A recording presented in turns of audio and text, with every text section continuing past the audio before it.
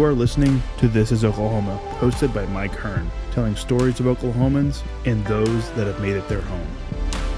What's up, guys? Welcome back to another episode of This is Oklahoma podcast. Mike Hearn here, your host, back with another episode. Excited to share this episode with you today. But before we do, I've got to thank our sponsors. First of all, the Oklahoma Hall of Fame. They've been a huge part of this podcast for the last few years. So the Oklahoma Hall of Fame have been sharing Oklahoma's story through its people since 1927. For more information on the Oklahoma Hall of Fame, go to www.oklahomahof.com. And for daily updates, go to oklahomahof on Instagram and give them a follow. Our other sponsor today is the Chickasaw Nation. Now, the Chickasaw Nation have sponsored pretty much everything in Oklahoma. They're a huge supporter of Oklahoma, and it's an honor to have their name and their brand supporting this podcast. So a huge shout out to Governor Anatoby for supporting this podcast. It really means a lot. Our third sponsor is Diffie Ford Lincoln down in El Reno. Now, this one makes me so happy because these guys are great friends of mine, play a lot of golf together. I've bought my cars from them, do most of my oil changes down there, have a cup of coffee, hang out down in El Reno. It's a good spot to go. And not only are they great friends, but they provide a great service. So for over 60 years, third generation family owned Oklahoma business down in El Reno. They're also in Bethany as well. So people in the Bethany area know the Diffies really well. But if you're looking for anything new, used, Ford, Lincoln, or whatever, I'm sure they could find anything you want. Check them out, diffieford.net, and then on Instagram at diffiefordlincoln. This episode is brought to you by Hope is Alive. Hope is Alive exists to radically change the lives of drug addicts, alcoholics, and those who love them. Join us Saturday, September 30th for our Sobriety Sprint 5K as we remember, honor, and celebrate those who've lost their lives. This family-focused event will feature a 1-mile fun run, inflatables, food trucks, and more. Register to run or honor a loved one at sobrietysprint.com.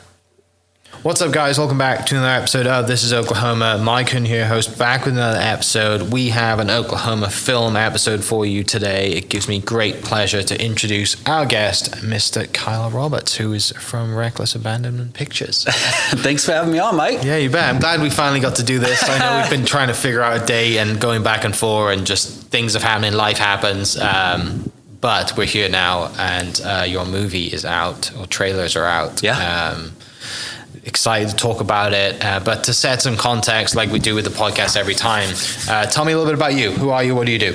Yeah, so my name is Kyle Roberts. I'm a husband and father and filmmaker.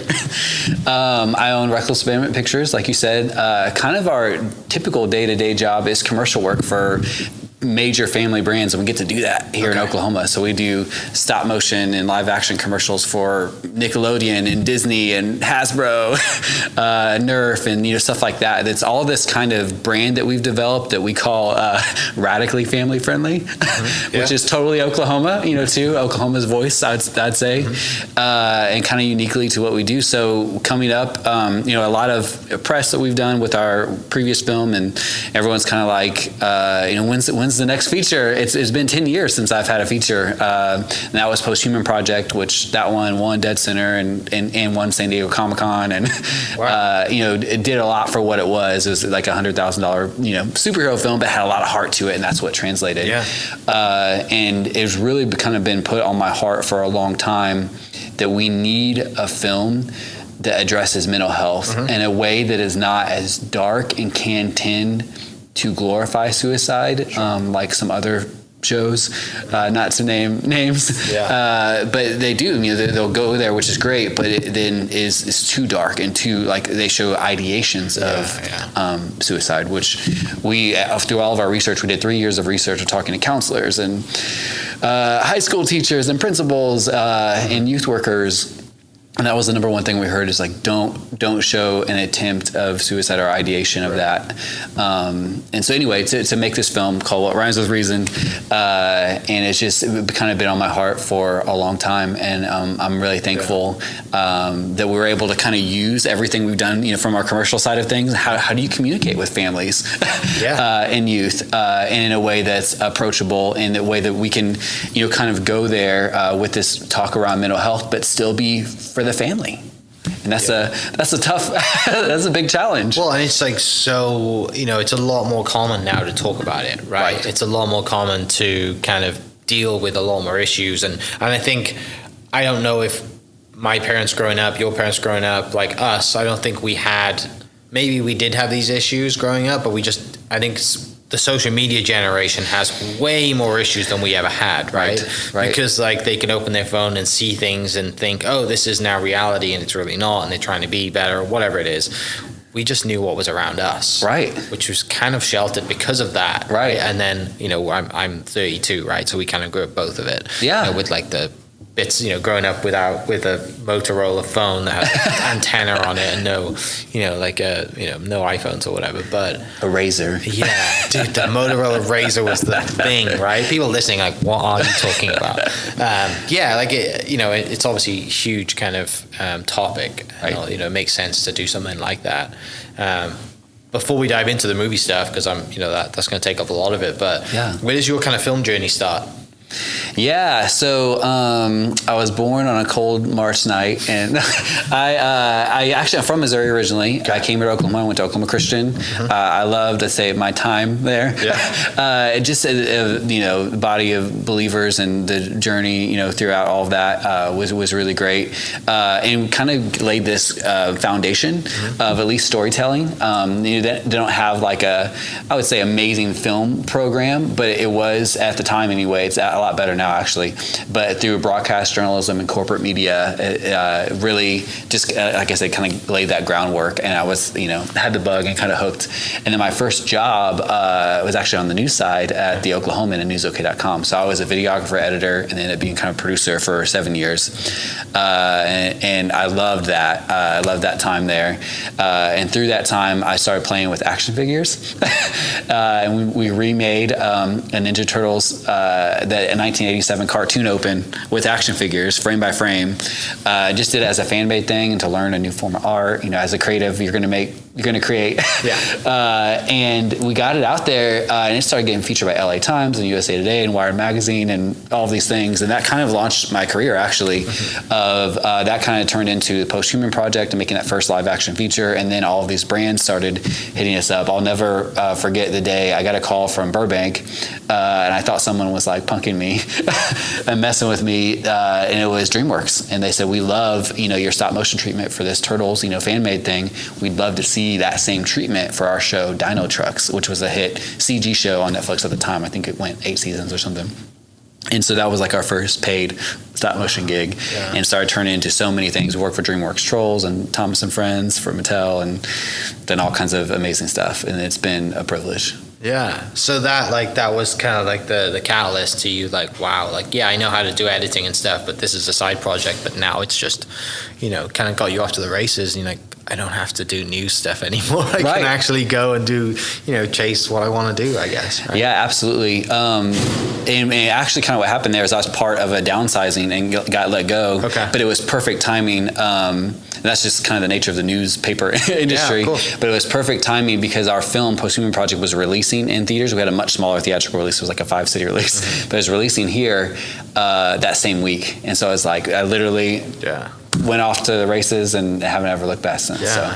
Well, and you've seen the film industry change here from nothing to like what it is now, right? Yeah, obviously it's still growing, but we'll probably look back in the next 10 years and be like, can you remember what it was like 10 years ago? And you're like, Reservoir was like 20 years ago. Yeah. Like, it's so cool to see it because we're still climbing, but it's come so far in the last 10, 15 years. Absolutely. So Post-Human released 10 years ago, and we're a totally different industry, and it's so exciting to be a filmmaker, but also just a creative, in Oklahoma right now. I think we're seeing a lot of positive change in Oklahoma City and in Tulsa and in the state, and it is just exciting. It's just absolutely exciting. Yeah. So you mentioned as well, you kind of the Post-Human Project comes out 10 years ago. Doing the Turtles thing as well, and then you get you start working for DreamWorks. You also mentioned doing commercials and stuff too, so that's like you do movies, but obviously the day job to keep the lights on and keep income coming in is just general creative for big brands, small brands, all of the above. Yeah, absolutely. Tell me about that.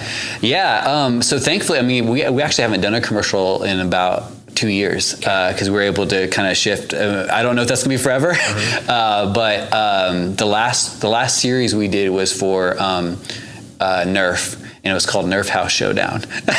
And it was something, I don't know if you've seen it or not. I haven't, no. So it's like the Nerf guns. Yeah, okay. Yeah. So I know the Nerf guns, yeah. It was geared for 10 to 16-year-old, athletic Nerf kids. And we had 6 of the best trick shot shooting teenagers all fly to Oklahoma. We filmed it in Grand Lake near Tulsa, east of Tulsa.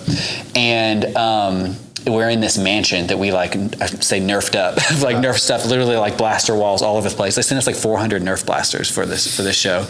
And so if you could picture like Dude Perfect meets like Big Brother or something. So it was a challenge based show where every single day we filmed a new challenge. We did like 38 episodes with them over a four week time where all the crew lived at this mansion, and it was actually 2 mansions right by each other, and filmed the show. And it was it was wild. Jimmy Fallon mentioned it on the Tonight Show. Yeah, it was just crazy. Like, and we get to do this kind of stuff in Oklahoma. Like, it's so fun. Yeah, people wouldn't think that. Right. People would think, when you mentioned DreamWorks, and like as soon as you mentioned DreamWorks, the next note I wrote down was LA Hollywood ? Like, it's not like Grand Lake, Oklahoma, and 2 lake houses, but like obviously this is happening, and it can happen anywhere. Yeah. You just need them to send you the product to do it. Yeah, and when we got that job, so Entertainment One, E1, they're actually based in London. Okay. And they're the biggest kind of media arm of Hasbro. So they were the one contracting that, and they were interviewing a bunch of different studios, and they loved our pitch of like Oklahoma Lake House, for this show. And because we were on jet skis and blasting stuff, doing all these things, and people pitched all kinds of things, but they loved that concept. And we showed them, drone shots of Grand Lake and different, things in this house. They're like, we love this pitch. That's how we landed it. So is it predominantly like kids stuff? Like the kids kind of Yeah, that's kind of the voice that I love. I have 2 daughters, a 5-year-old and 10-year-old, and so it's just such an honor to create content for youth and families, and something that they can watch together and enjoy together. And I always say, from every project we do, whether it's a feature film or a 30-second commercial, we try, our approach is to earn the right to be heard from that target audience.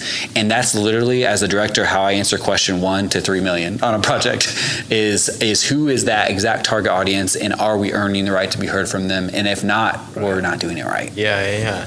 Do you ever think about getting into the YouTube game? Yeah, so that's kind of how that got started. Doing stop motions and posting on YouTube, and I just once I started doing commercial stuff, I just didn't keep up with it. This pays, right? Right. I'm actually getting paid right now. Yeah, people don't realize, you have 5 million views on a YouTube video, and that doesn't mean you have, you're a millionaire. Right. Yeah, exactly. you maybe got like $2,000 or $3,000. Did you, talking to YouTube, did you see Mr. Beast's latest post? I haven't. So he made a video, and it broke the record for the most amount of views in 24 hours. Oh wow! And it was but it was also, it broke all because I think the previous record, so that was like a music release video. Okay. And it was something like 47 million views in 24 wow. hours. That's wild. But he spends a ton of money on production as well, and does a lot of crazy stuff. But he's obviously the best of the best in the YouTube game. Yeah. But it's mad that it's like, growing up, you're like probably thinking, people have shows on YouTube and YouTube channels and make money. Like, no, I got to get myself on TV, right? I got to do that.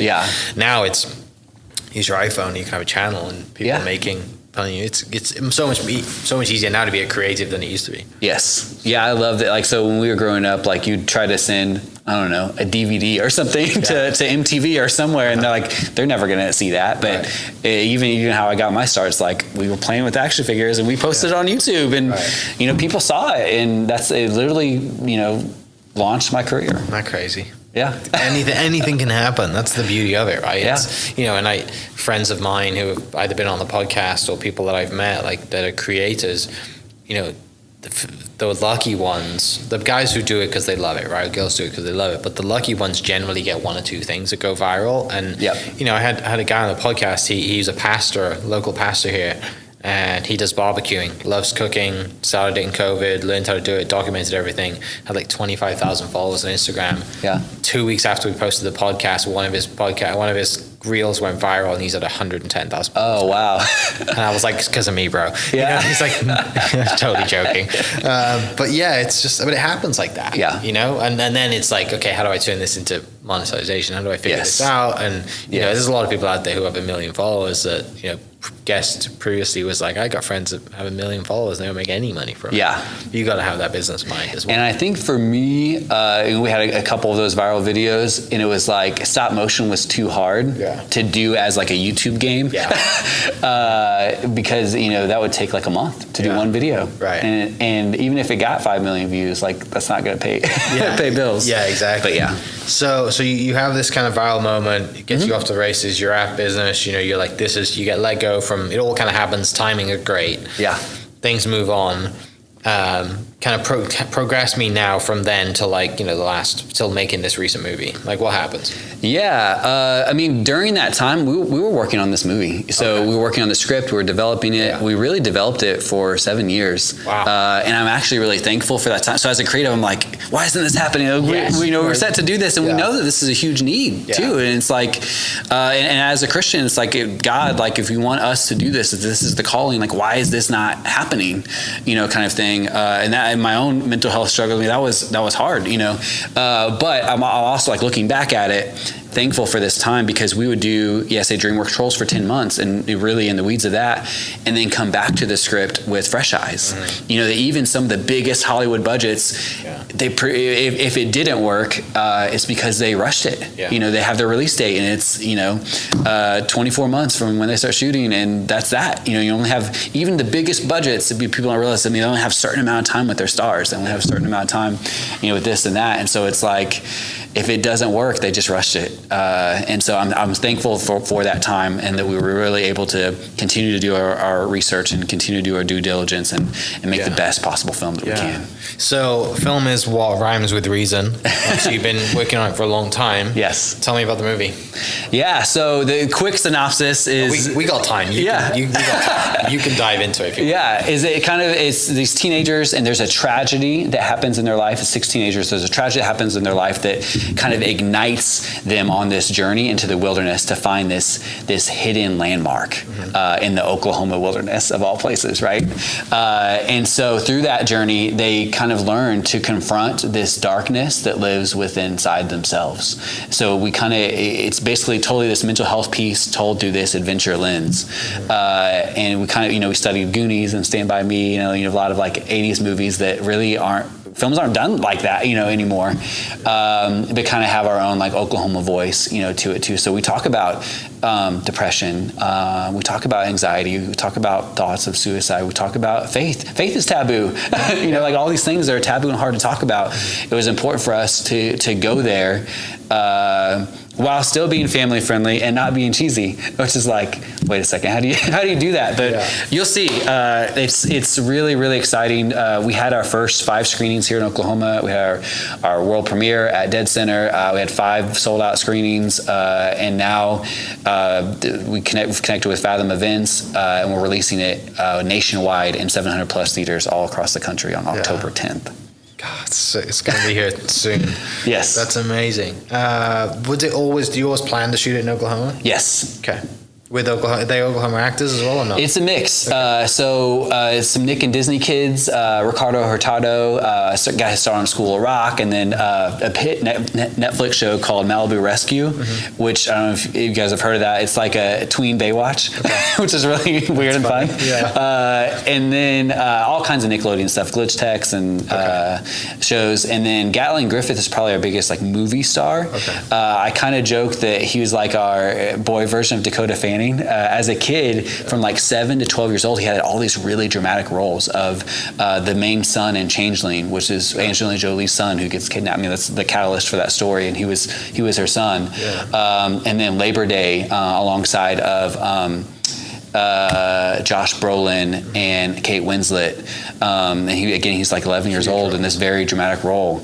And then he played younger Ryan Reynolds in the superhero movie we don't talk about, Green Lantern.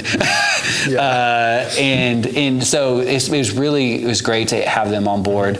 And then our main dad and father in the film, and his dad is Bart Johnson. So he is Coach Bolton in High School Musical. And it's been fun to see his stock actually like rise even from that show, because now he's in the High School Musical, the series or whatever it's called on Netflix, and that just released like this week. So it's all this kind of, it's all in this game, like a lot of businesses, it's all about timing of everything.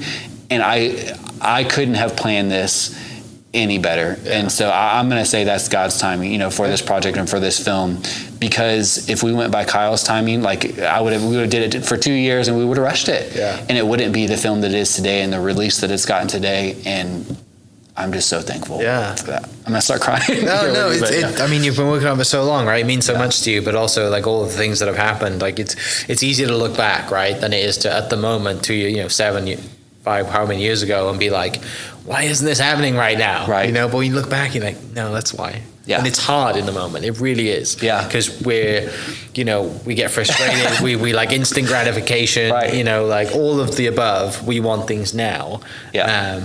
But it's hard to wait and work on things, but it obviously means so much more now to you than it would have 7 years ago. Yep, so absolutely. It's fantastic. Talk to me about filming in Oklahoma. We're blessed in Oklahoma with amazing places, lots of locations, and you know, if you talk to Matt Payne or Lieutenant Governor Pennell, you know, we always talk about how many ecosystems we have in Oklahoma and the ability we have in one state to shoot so many different things. What's it like for you guys shooting? Yeah, I'll start. So many things to say about that, because it's been you know, just unreal, even since my job at the Oklahoma in the last 10, 11 years. Seeing this growth, and I have no plans on leaving. You're welcome, Oklahoma. But yeah, just to stay here, and it's so fun because everybody is championing it. You know, people are so excited about film in Oklahoma. But even on the rebate side, it's so great. At least at the moment that we still have a rebate, and we need to honestly up it even higher to continue to develop our workforce. And so filmmakers don't leave. You know, too. People don't realize that, like, if we don't keep this, and we're already starting to see that happen, filmmakers are going to go to Atlanta. They're going to go to New Mexico, maybe LA, maybe New York, but like Atlanta, New Mexico, people are flocking there if they can't stay and they can't work. And so we're doing a great job of kind of developing this workforce, but we need to actually raise it as well too. But it's so incredible that we have this rebate. This film was part of the rebate in Oklahoma, and that helped us. Without it, we wouldn't have been able to get our stars involved. We just wouldn't. Filming all over Oklahoma. So this, you know, Goonies-esque adventure drama, when people see it or even see the trailer or whatever, they're like, where was that shot? I mean, we talked about this right before. It's like, did you film it all in Oklahoma? And I don't know if that was the question. It was just like, because it looks great, you know, it looks awesome.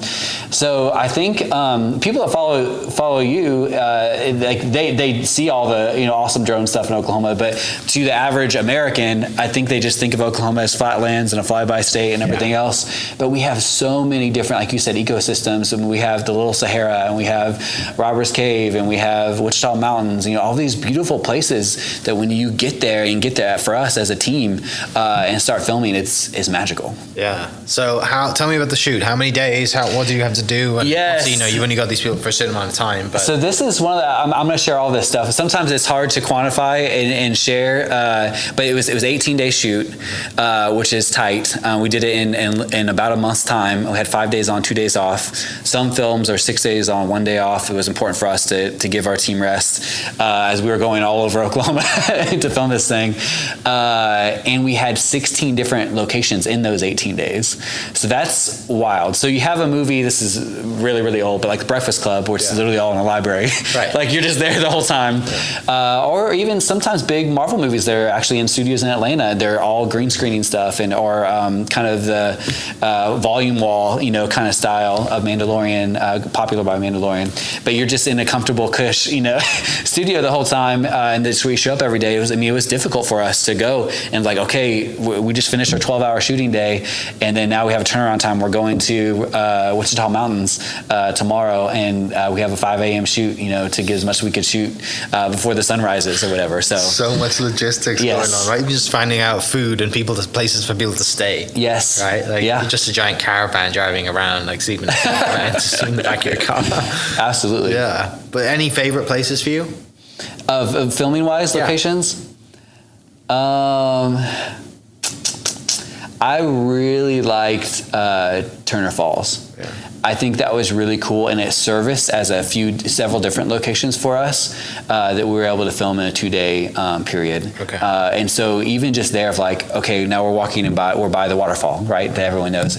And then later that day, we were in this, we call it our castle ruins in our story, which is such a cool spot. If you haven't been there, like it's so rad that we have this, and they're by each other. And then we go up top, and we have like a riverbank scene, and so we were able to shoot. It's all throughout the film too. It's not just in one spot. And service several different locations in a short amount of time, which was really, really important for us, and on a very independent film and a budget to have service several different parts of the story in one location.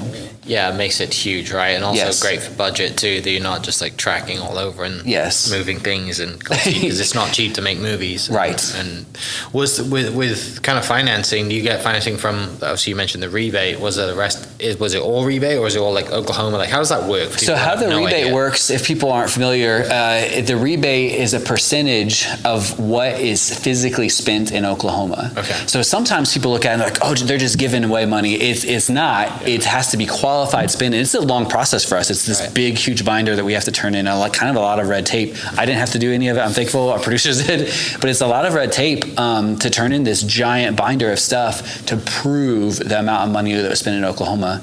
So we were able to get, I think, about 35% of the film back. So right now we're using that for P&A, print and advertising and marketing budget for this release, which is huge. Because if we didn't have that, I mean, we're just kind of hoping, getting on stuff like this and sending out a bunch of buy your tickets now post kind of thing, which is fantastic. But how the rebate works is you get that back later. So you have to prove all this stuff, prove money spent, and you get that back later. So for us, it was a lot of, for me personally, kind of pinching pennies. I'm an investor in this film too, and kind of working with all these family brands and doing all this commercial work, as most creatives do, right? And they take on this effort and this leap of faith. And once we got to a certain point, I was like the last money in actually, and was able to do that, and thankful for that. And then we have other investors that are Oklahoma investors as well too, and really thankful for them and going on this journey with us. What's it like then, to that point, like as a creative, being in Oklahoma and having, people with money that love movies in Oklahoma that wanted to succeed, that are willing to put money into, and obviously it's evolved over the last 10, 15 years, but like, tell me about that. What's that like? That part of it, I think it's been great, but I think we're getting there. I think we're at this interesting crossroads of, like you said, 10 years ago, and creatives and getting really good at making film and building this infrastructure of a workforce in community, a filmmaking community in Oklahoma. And then you have the business side of this, investor side, and they're seeing more stuff. They're seeing stuff like Prairie Surf and Green Pastures and Reckless Abandonment, and people doing films and then having success. But I think we're like right there, because that was part of this time. Like, I spent 2 years kind of connecting with people and chatting with them and sharing them the vision of this film, how our first film was successful. And I think a lot of people that we talked to anyway just weren't quite ready to take a leap of faith, or I want to stay in my own lane, or they invest in real estate, or they invest in oil, or whatever, and they kind of want to stay in those lanes. And so I think we're really close. And I think once people see more films like this that are made in Oklahoma, it's not the bigger bigger Hollywood films that come here, but truly Oklahoma crew and cast and filmmakers, and producing those films in Oklahoma and them doing well, making money. That's what we want, because then all of that money comes back to Oklahoma versus us having investors from out of the state and then it goes back to them. Or even with that DreamWorks show, like that was great for Oklahoma to pay crew here, but eventually, that was in the rebate, but eventually that went to Burbank, kind of thing.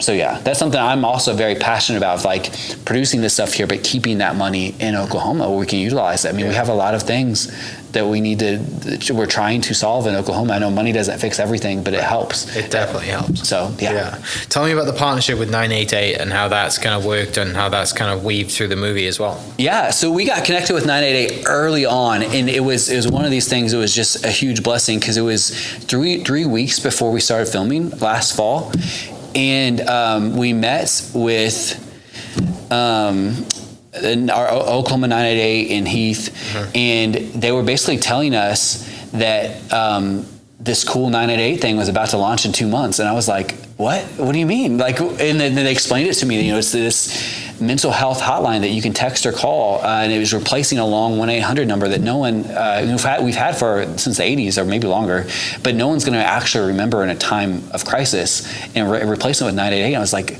oh my gosh, that's everything that we're also wanting to do with this film, and can we partner together? Can we figure this out? So they actually donated quite a bit, and we worked on basically some brain integration in the film, and it was just this total win-win all the way around. So when you, not really a spoiler, but when you walk around, you see like posters, and it's like calling for help 988 on lockers and different things, and there's actually this powerful scene that's like a memorial for a kid who committed suicide the year before, and the students did this as like a 1-year anniversary almost kind of thing to remember his life, and we have other 988 stuff on there that would happen, would be organic. So we really worked with them on not like, okay, so you're saying I can call 988, not this cheesy like verbatim thing, but just already incorporated into our story, and seamless. It's just so cool, yeah. It's great when you find someone that's partner that it fits that well to the whole story, right? You talk about timing earlier, like everything kind of comes together. Yes. And now you're kind of integrated with not just local 988 but national 988 as well, which obviously helps movie going nationwide too. Absolutely, and we're actually working with them and a couple of our other partners now that we're developing for this release on getting more resources on our website, www.film.com.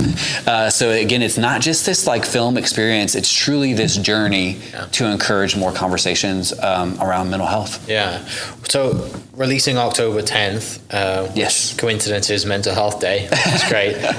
Tell me about like what goes into getting ready for a national release. Like you guys are obviously doing podcasts, getting the word out, all the promotion, but what else goes into it, and what will you be doing? Like where will you be October 10th? I physically will be at AMC Quail Springs. There are 3 theaters in Oklahoma that are supporting it, in Oklahoma City. I think there are 4 in Tulsa, and there's a couple other in Oklahoma as well. I'll be at AMC Quail Springs with my girls and with my family. We're going to do kind of a special Q&A there. But it's also at the Warren Theater and more, and then Tinseltown. So kind of 3 different parts kind of spread out throughout the city, and they might be adding more. I mean, the Quail one I think is already halfway full, awesome. And we're a couple months out. So get your tickets. That's so good. Save your seat. Get the good seats.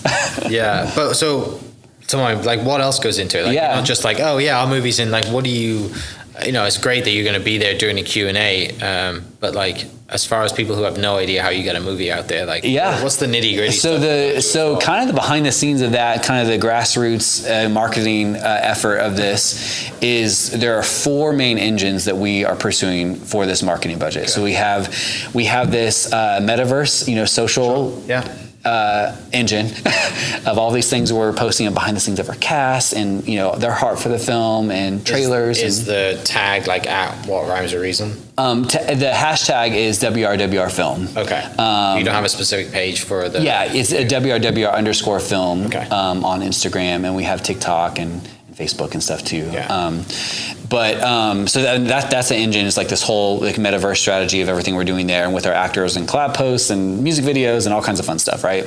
And then we have like a church engagement engine. With youth workers, but also counselors, and getting this out to them as they're kind of going to be our already showing to be like our biggest champions here and taking groups. And one of the big strategies we have there is. We've shared this stat for a long time, and it's wild, but 1 in 10 teens suffer from depression at any given time in the U.S. So you go to your average high school room, and there'll be 4 or 5 there suffering from depression. And so our charge and our challenge is to take 10 on 10-10. So really trying to get that word out there of, taking friends and families. And it doesn't have to be just teenagers, but most likely, statistically, 1 of those 10 are going to be suffering. Mm-hmm. And so to have these conversations, about this. Yeah. So, so the engagement, kind of church engagement engine. And then we have our PR engine. Sure. So that's this. It's podcasts, it's news shows, it's press releases and blogs and all that kind of good stuff. Our fourth engine is our partnerships engine. So that is the 988s for us, Young Life, AACC, American Association of Christian Counselors, stuff like that that are in this field and passionate, about what we're trying to do. Yeah, it's a lot of stuff going on. Right? It's a lot of things. So much stuff. Yeah.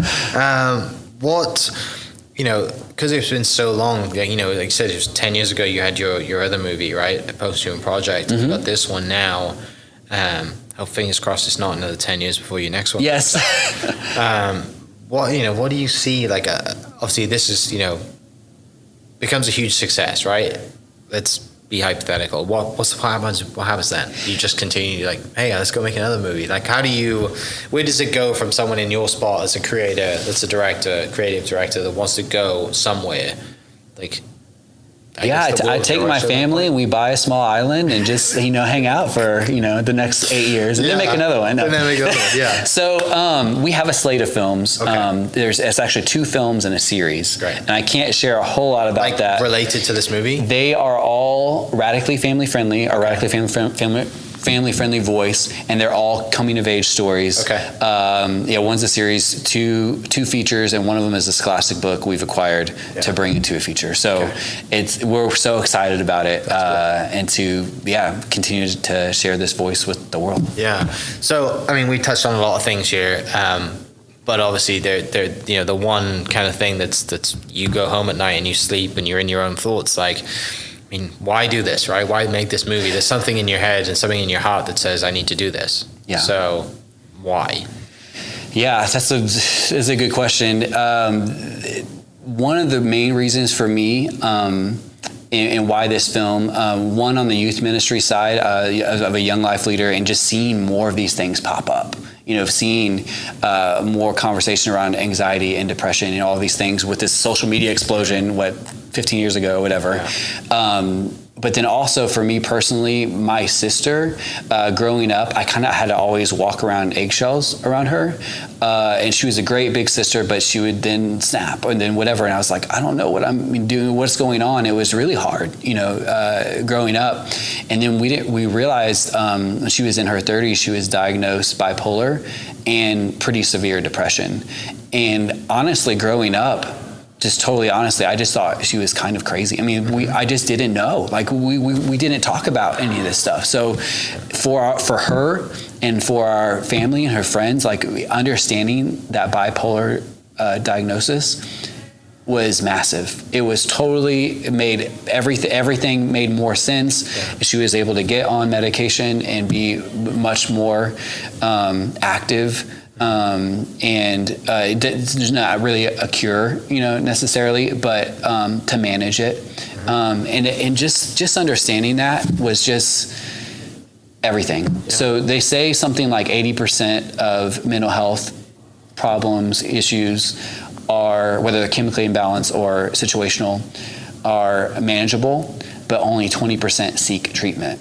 Right. So if we fall down and our bone's sticking out of our arm, we're going to the ER right then. But when it's internal, it's so much more complicated.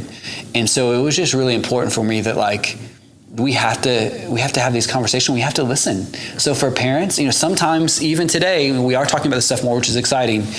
But a kid will come home and their parents aren't listening. I went through stuff when I was a kid, and that might be the case. But also, you might just need to shut up and listen. And same thing, for me as a parent, sometimes we may just think they're whining or, whatever, but sometimes we really just need to shut up and listen because it's important. It's super important. Because you're right. And it's, you never want it to be too late. Right. There's so many cases of that where, parents or whoever it is get, they have to live with guilt or something happens because they look at the signs well, if only I'd have listened, instead of shoving an iPad in someone's face or saying, it's fine, suck it up. It's, obviously your personal experience with that. It's not just you're not just saying it, you've been through it, right? There's so many people out there that you can connect with, and so glad that you got the partnership with 988 to connect with too. Yeah. That, because obviously they have all the resources, they know what they're doing, and Heath and the team there, they're ready to go, you know, and then Yeah. you just make that one phone call, right? That was really important for us on the research side, you Yeah. know, to this film. We've interviewed a lot of people and, you know, talked to 988 and other counselors and stuff to just try to, this is a tough task, guys. Yeah, it is. And that's why most people don't do it. Most studios don't do it, you know. But being an independent film and having an independent voice, we're able. You know, we're able to. That's the plus, right? That's the good thing about it is, like I said, because you're small and you can kind of move fast and work on whatever it is that you want, because you don't have someone overhead saying, no, I'm putting multi-million dollars into this production, it's not going to you right? Like you're going to be you can't talk about this or you can't talk about that, right. and for us to go there, you know, at times you get kind of punched in the gut, honestly, but also levy it with comedy in this adventure ride. Do you kind of moving on for like, do you do any panels like professionally? Do you like, you know, because you're a figure now, you've had some success. I'm sure you got a lot of people who are either in school or coming up are like, man, I want to pick your brain. Like, do you do any like teaching and stuff like that? A little bit. When you find time. Yeah. The hardest one is on the stop motion side, you know, because it's so time intensive. I think on average over the years we average like 4.5 seconds a day on stop motion in a 12-hour day. And so when someone's like, you know, they'll reach out. A lot of times it's high school kids or even younger, and they're like, I could come with my parent. Can you teach me something? Can we do a day of whatever? And it's like, it's just hard. Like, I don't really have time and to sit for hours. I mean, people might even look at this and be like, come on, man, do it. Yeah. But I don't have, you know, 12 hours to do 4 seconds of something to kind of show them the Nobody very thinks scratch. Like that, though, do they? Like, no one. Yeah. Like, I never would have thought that. Right. You'd have said, you know, if you'd give me a quiz and say, how long does it take to produce 4.5 seconds of stop motion, that'd have been like an hour. Right. Maybe. Right. You know? Right. So that's probably what we get hit up about the most. Yeah. And it's just hard. But actually, the last 2 summers we've teamed up with, oh my gosh, I'm an Oklahoma Contemporary, and they got a grant from Google, and they were able to do some really creative stuff with other filmmakers and artists and graffiti art, all kinds of stuff. And so we did a stop motion class, and that was so fun and I actually emailed, you know, a lot of people that have asked about us in the past, and I saw some kiddos, you know, so that was really great because we did a 2-week course, and I was able to really invest time and kind of speak into that and stuff too. Last question: if you could wave the magic wand and produce any film you wanted to produce, what would it be? Be our next one. So our next one is actually a series. I don't want to give away too much, but it's basically about this group of kids that are all circumstantially put together to do volunteer work together. So it's kind of our version of Breakfast Club, but instead of sitting around in a library, they're actually doing something. And I'm just gonna talk about it, but by the end of it, they get to like learn and love their community. Which is just not, you know, they're so in your phone and so into everything that's happening, and obviously learn that they are a lot more alike than they would have thought getting into there. So, and hopefully, you know, in like a dream world, the Oklahoma film keeps blossom and it gets better and better, and you know, we get to, you know, use the resources that we know we have here, and you get to use those resources, and you know, get to film in all the awesome locations, and you know, you have pretty good job security for the rest of your career, right? Absolutely, I'm sure you enjoy doing commercials, but making movies is a lot more fun than making commercials, I'm sure. Yes, absolutely. So, dude, well, it's been a pleasure. For people listening, how do they, like, give us the last shout out? Where do they go? What do they need to find?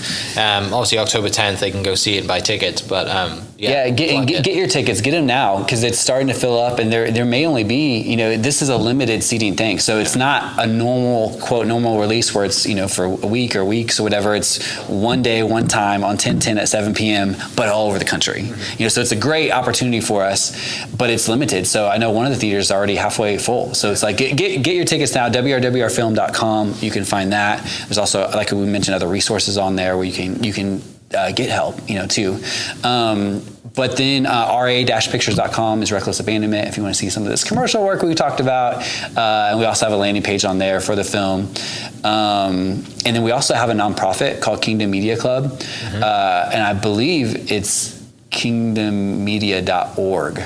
Or kingdommediaclub.org. We'll get it right. Put it in the description. And we do have a landing page on there that if people are passionate about this, maybe they've already got their tickets, and they can donate to there, and we were going to be getting digital codes and then gift those to people that schools and stuff that need this, counselors, and they can then they can actually get it to kids that maybe wouldn't be able to buy tickets but need to be there.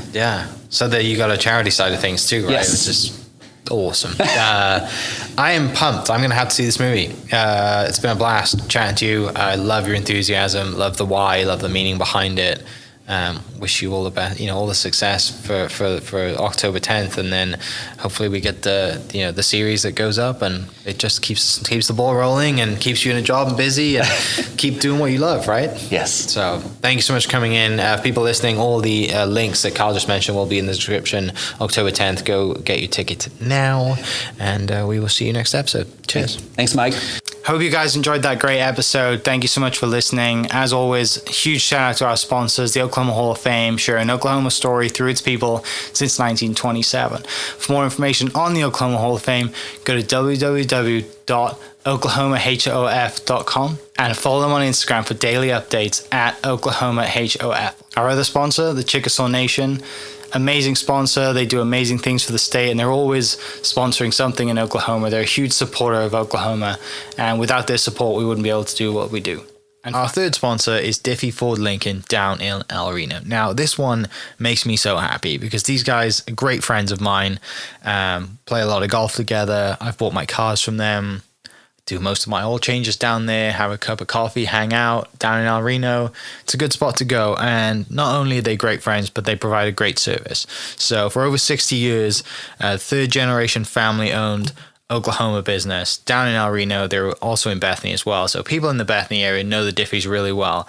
But if you're looking for anything new, used, Ford, Lincoln, or whatever, I'm sure they could find anything you want. Check them out, diffieford.net, and then on Instagram at diffiefordlincoln. This episode is brought to you by Hope is Alive. Hope is Alive exists to radically change the lives of drug addicts, alcoholics, and those who love them. Join us Saturday, September 30th for our Sobriety Sprint 5K as we remember, honor, and celebrate those who've lost their lives. This family-focused event will feature a 1-mile fun run, inflatables, food trucks, and more. Register to run or honor a loved one at sobrietysprint.com. Thank you for listening. We are inspired by those around us and hope that you are too. Make sure you subscribe to this podcast on your favorite podcast platform and leave us a review so we can keep telling your stories. For more great Oklahoma content, follow This Is Oklahoma on Facebook and Instagram.